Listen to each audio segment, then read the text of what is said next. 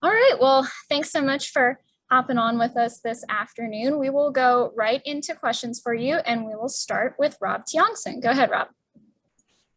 Hey there, Harrison. Good to see you again. I got a couple of questions to lead things off. Now, the round of eight features three distinct racetracks, all of them being ovals, but different characteristics. So, from your standpoint, what do you like about racing at Texas, Kansas, and Martinsville that presents a good challenge to you as a driver? Yeah, they're all really awesome racetracks. Texas and Kansas are very different mile and a halves. Texas is a, kind of a newer repave. It's starting to get some bumps and wear and tear on it the more and more we go. But it's still fairly high grip. So we're a lot of on throttle time, a lot of high speed. Really not never using a ton of brake. And we're pretty much, I don't know where we're going to run with the resin being down. So that's going to be a fun challenge to figure out. Then you go to Kansas, and that is a awesome racetrack for multiple groove racing, right? We're going to be all over that racetrack, trying to find grip all the way from the top to the bottom. And that's fun as a driver because you feel like you have something that in your hands that you can kind of control as far as, hey, here's my car's tight. Let me try and move up, see what it does. So that's always fun. And then you go to Martinsville, and it's just good old short track racing to try and get to Phoenix, which is hopefully we'll have won by then. And we won't have to kind of win or have a great day there because it's going to be chaos for sure.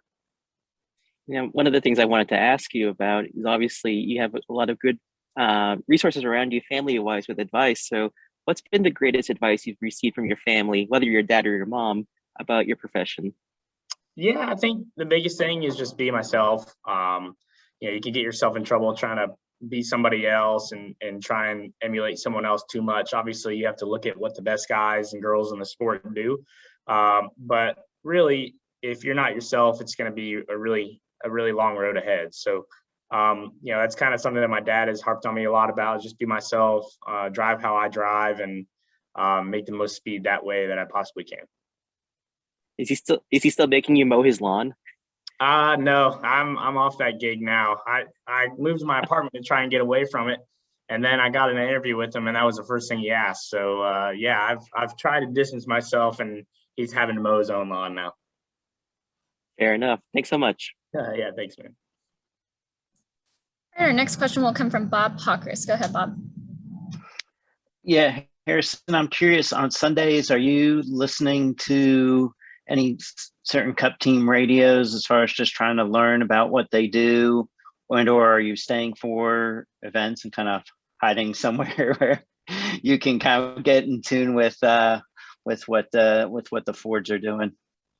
Yeah, I've been to a few cup events this year and kind of just watched from a distance and had a scanner. And, I'm obviously kind of really focused on the Xfinity side right now and trying to win, these next few races to get into Phoenix. But, other than that, yeah, I'd say, I've been to a few events and I really listened a lot to Kurt Busch's radio, believe it or not. My spotter for next year, my spotter this year, Tyler Green, spots for Kurt. And so listening to him, how he operates in a cup scenario is good. And trying to just build up, our relationship as much as possible is really important. As you guys know, with this new car coming, it's going to be a lot in the driver's hands. So having every single resource that makes you go faster in tune with you is obviously really good.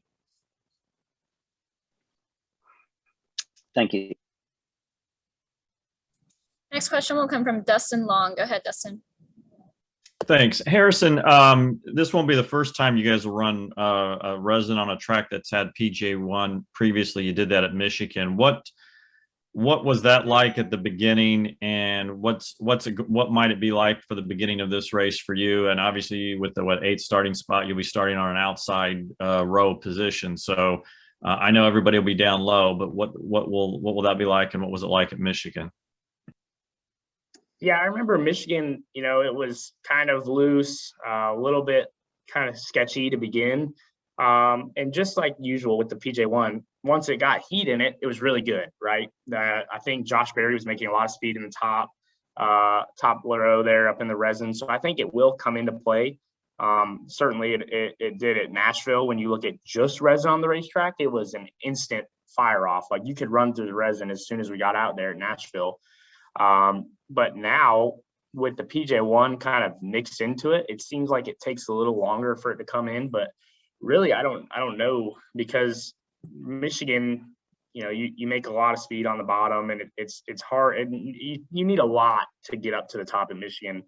We saw it at the Cup race where they were kind of searching for grip up there and got it rolling really good. So I expect to come into play pretty quick. I'm not sure how quick. Hopefully it's ready on lap 1 because I'm on the outside and we'll probably be in it.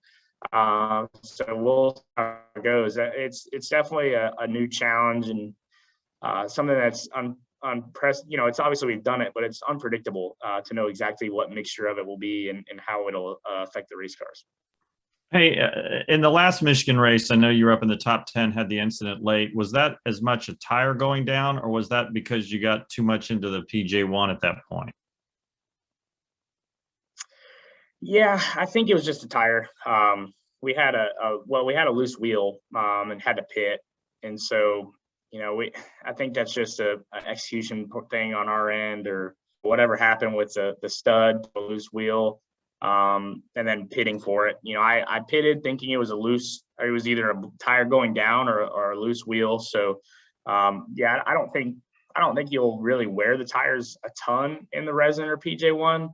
Normally it can be a little bit abrasive on them because you're normally rolling more speed. But here with the resin, I think it'll really help on tire wear. And it seemed to really help at Nashville on tire wear, was getting up in there and not really being on the fresh concrete, which fresh concrete can really kill tires. So it's kind of up on the air on tire wear, but I would say it probably won't do too much.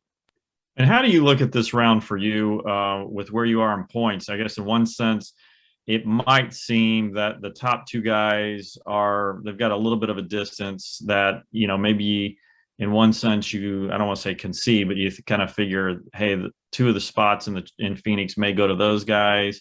Or how do you look at it, and especially how do you look at it with your points position?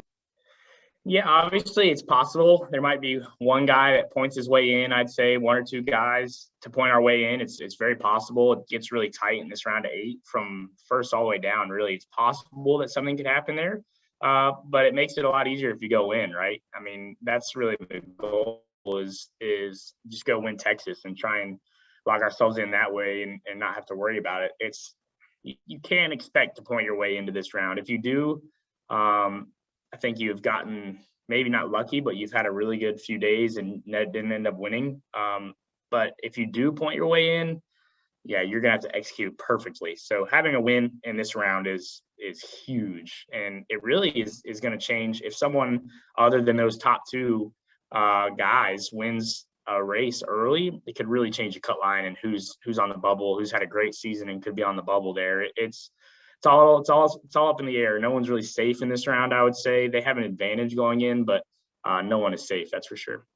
Or if somebody goes and wins 2 races, it's not a playoff driver like you did and mess everything up for everybody last year.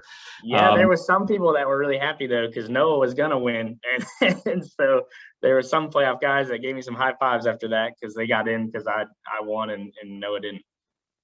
I'm curious, just from that experience, although you weren't competing in for the championship or going for it in that round because you're out, still able to win.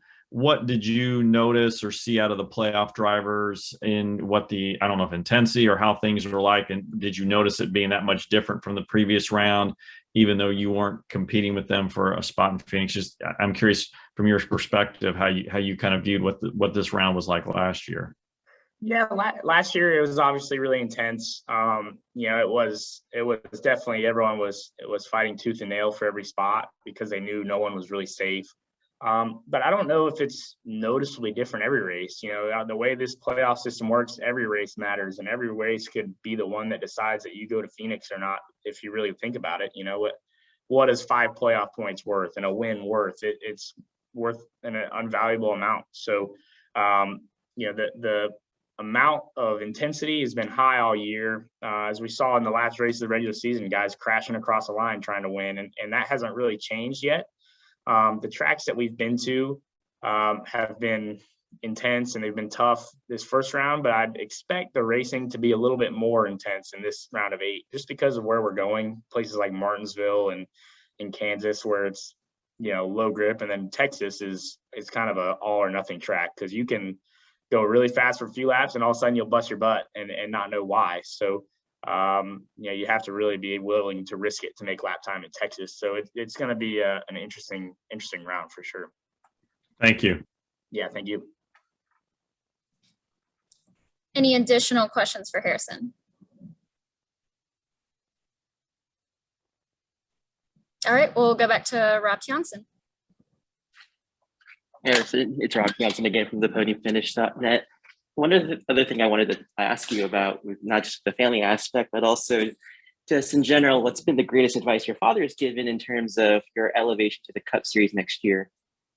I don't know yet, just because I haven't done it yet, right? But, from the outside looking in right now, it seems like his best advice is not really been something he told me, but something he showed me, throughout the 20 years of him being in Cup, or 21 or whatever it actually ended up being, was how much work goes into it, what you need to do to be successful, what you have to be willing to sacrifice to be successful, and understanding that I put a lot of work in right now to what I do, but to be successful in Cup, it's going to take, as much as it's going to be the hardest thing I've ever done in my life. And so watching him kind of do that has prepared me to go try and do it myself. And him kind of not necessarily telling me that, but showing me that, and me watching him work his butt off his whole career, and sometimes being very successful and sometimes not, and understanding how finicky this sport is and how hard it is to win. I'd say that's the biggest lesson that he's taught me throughout my life. It's hopefully going to help me when I move up, is just understanding what it takes to be a Cup driver at the top level. For sure. My last question would be the fact that, not only just moving up to the Cup Series, but going back to the present, you and Brandon Jones and Daniel Hemrick are in the playoffs right now. As hard as it's going to be, how excited would you be for you and your JGR teammates to make it to the championship 4? Yeah, that's our goal, right? My goal is to get the 20 car into the championship 4 and try not to hurt my teammates along the way too much, right?